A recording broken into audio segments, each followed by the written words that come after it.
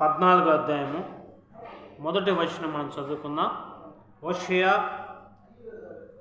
14వ అధ్యాయము మొదటి వచనం.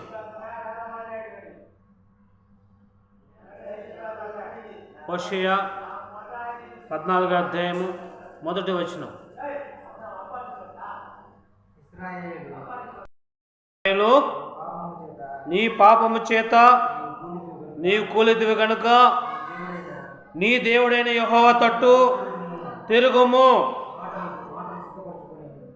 మాటలు సిద్ధపరచుకొని యెహోవా యొద్దకు తిరుగుడి. మీరు ఆయనతో చెప్పవలసినదేమనగా, అమ్మా మా పాపములన్నిటినీ పరిహరించుము. ఎడ్లకు బదులుగా నీకు మా పెదవులను అర్పించుచున్నాము. హల్లెలూయా, హల్లెలూయా. నువ్వేమో ఇశ్రాయేలు నీ పాపం చేత నీవు కూలితివి కనుక నీ దేవుని యెహోవా తట్టు తిరుగుము. ఎప్పుడు పాపం వస్తుందంటే దేవుని మాటలు వినకుండా, దేవుని మాటలు మనము గ్రహించకుండా, దేవుని మాటలు మనం వినకుండా వ్యర్థమైన వాటి వైపు, వ్యర్థమైన కోరికల వైపు వెళితే మనం పాపం చేసిన వాళ్ళం అవుతామంట. కాబట్టి నిజముగా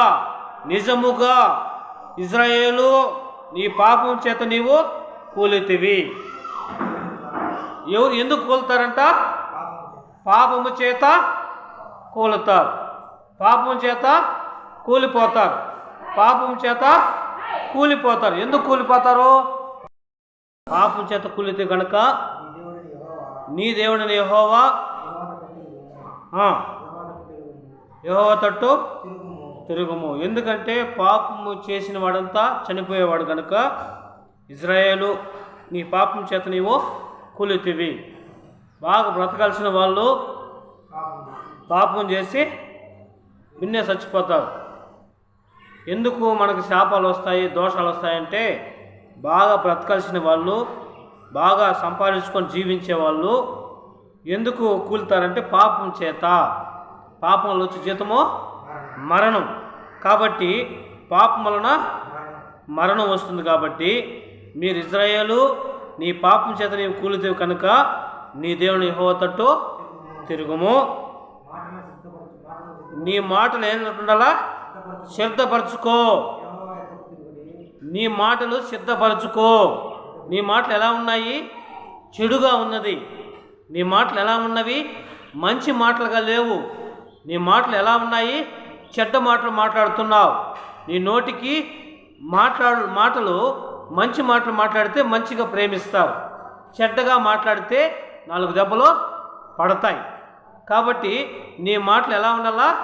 మంచిగా మాట్లాడాలా. మాటలు సిద్ధపరచుకో, యెహోవా తట్టు తిరుగుడి. నీ మాటలు మర్యాదగా నేర్చుకో. ఒకరిని ఎలా ప్రేమించాలో నేర్చుకో, ఒకరితో ఎలా బ్రతకాలో నేర్చుకో. నీవు యెహోవా తట్టు తిరిగిన యెడల మీరు ఆయనతో చెప్పాల్సింది ఏమంటే, మా పాపాలన్నిటినీ పరిహరించుము. ఎడ్లకు బదులుగా నీవు మా పెదవులను అర్పించున్నామని చెప్పాలా. ఏమని చెప్పాలా? ఎడ్లకు బదులుగా. ఇప్పుడైతే దేవుని చూడాలంటే మనము మన పూర్వీకులు ఏం చేసేవాళ్ళంటే పెద్ద ఎడ్లని వధించేవాళ్ళు, తర్వాత కోడిని కోసేవాళ్ళు, మేకను కోసేవాళ్ళు, ఇలాగా గొర్రెను కోసేవాళ్ళు. దేవునికి పాప క్షమాపణ నిమిత్తము ఇంతకుముందు మన పెద్దలంతా ఏం చేసేవాళ్ళంటే బలి అర్పించేవాళ్ళు. ఇప్పుడు దేవుడు మన కొరకై శిలువలో త్యాగం చేశాడు కనుక మన కొరకై యేసయ్య ప్రతి పాపమును, ప్రతి దోషముని, ప్రతి నిట్టూర్పుని మనముల్ని విడిపించేదానికి మన పాపాలన్నీ కడిగినాడు కనుక ఆయన దగ్గర మనం ఏం చేయాలా? నీ ఎడ్లకు బదులుగా మనం ఏం చేయాలా? పెదాలని, ప్రభువా మేము పాపం చేసామని పెదాలని మనము ఒప్పుకోవాలి, అది విడిచిపెట్టాలి. ఎందుకంటే ఆయన జీవంగల దేవుడు కనుక మేము ఎడ్లకు బదులుగా నీకు మా పెదవులను అర్పించున్నాం ప్రభువా అని ఒప్పుకోవాలి. తర్వాత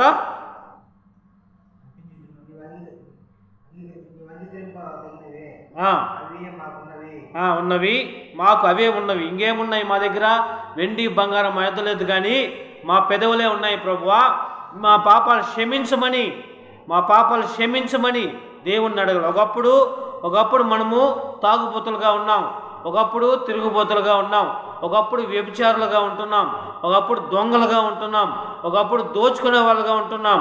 అందుకని ఇశ్రాయేలు, నీ పాపం చేత నీవు కూలితివి. ఎందుకు మనుషులు చెడిపోతున్నారు? ఎందుకు చనిపోతున్నారంటే పాపం వలన చెడిపోతున్నారు కనుక మేము నీ పాపం చేతే మేము చనిపోతున్నాం ప్రభువా. మా పాపాల కొరకే మేము చనిపోతున్నాం ప్రభువా. మా పాపాలు మీ దగ్గర ఒప్పుకుంటే మేము బ్రతుకుతాం ప్రభువా అని దేవుని దగ్గర ఎడ్లకు బదులుగా, మనం బలికి బదులుగా మనం దేవుని దగ్గర ఏం చేయాలా?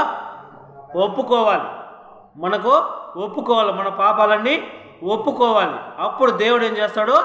మన పాపాలని క్షమించి మనల్ని ఆశీర్వదిస్తాడు. హల్లెలూయా, హల్లెలూయా. చూద్దాం, 9 చదువుదాం. జ్ఞానులు ఈ సంగతులు వివేచిస్తారు. జ్ఞానులైతే వివేచిస్తారంట. మరి జ్ఞానమైన కలిగిన వాళ్ళైతే వివేచిస్తారు.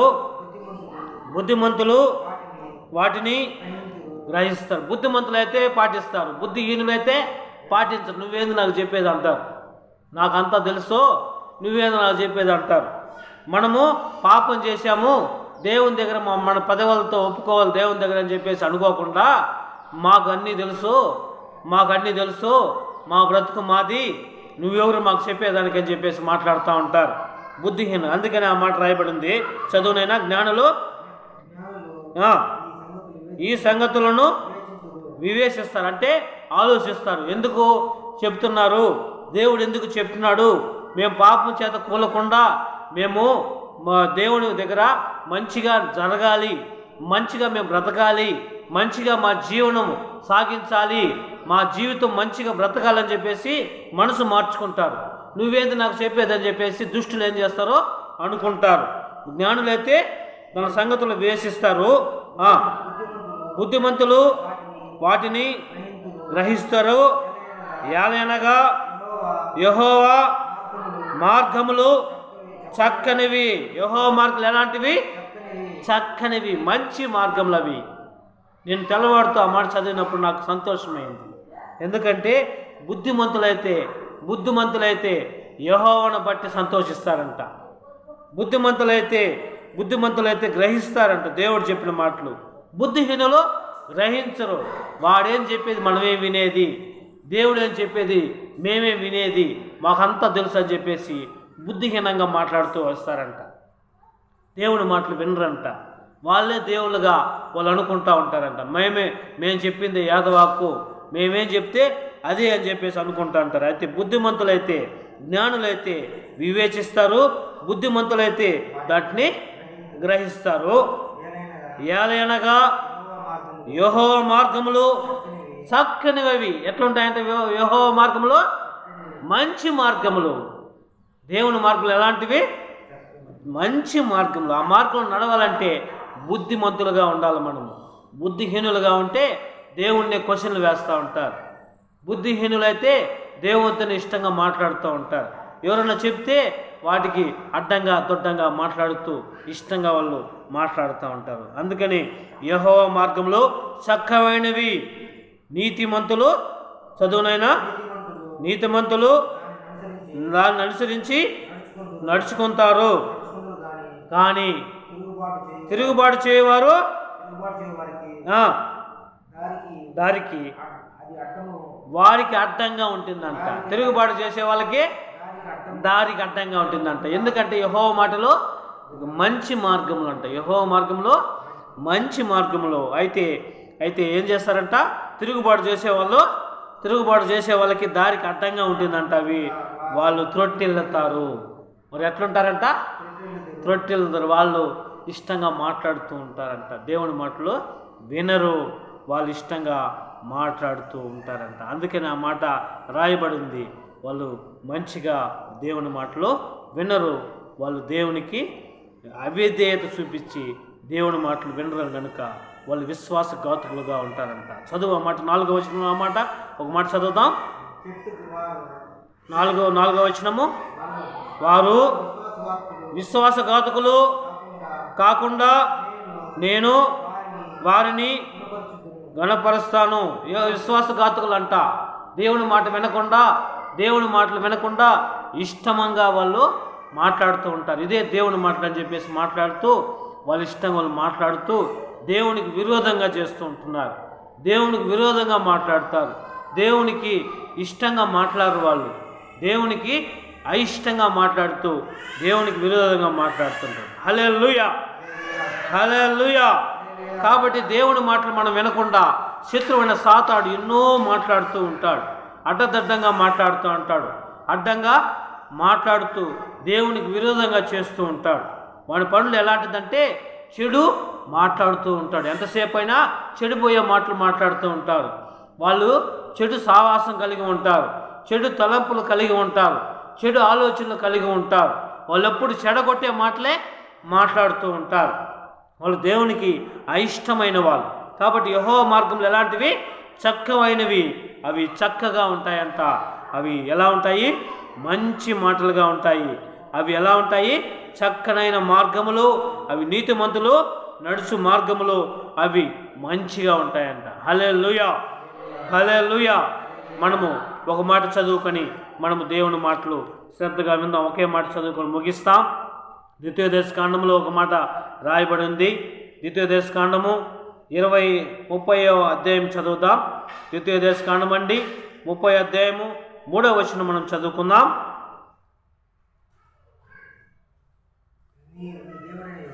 నీ దేవుడైన యెహోవా చెరలో నుండి మిమ్మును తిరిగి రప్పించును. ఆయన మిమ్మును కరుణించి మీ దేవుడైన యెహోవా ప్రజల్లోనికి మిమ్మును చెరగొట్టును. వారిలో నుండి మిమ్మును తాను మిమ్మును సమకూర్చి రప్పించును. హల్లెలూయా, హల్లెలూయా. చెరలో నుంచి రప్పిస్తాడంట ఆయన. ఆయన ఏం చేస్తాడంట? చెరలో నుంచి రప్పించే దేవుడు. ఆయన మంచి దేవుడు. 2 చదువుదాం. 2 చదువునైనా. నీ దేవుడైన యెహోవా నిన్ను ఎల్లగొట్టించిన సమస్త జనుల మధ్యను వాటిని జ్ఞాపకం చేసుకొని మీ దేవుడైన యెహోవా వైపు తిరిగి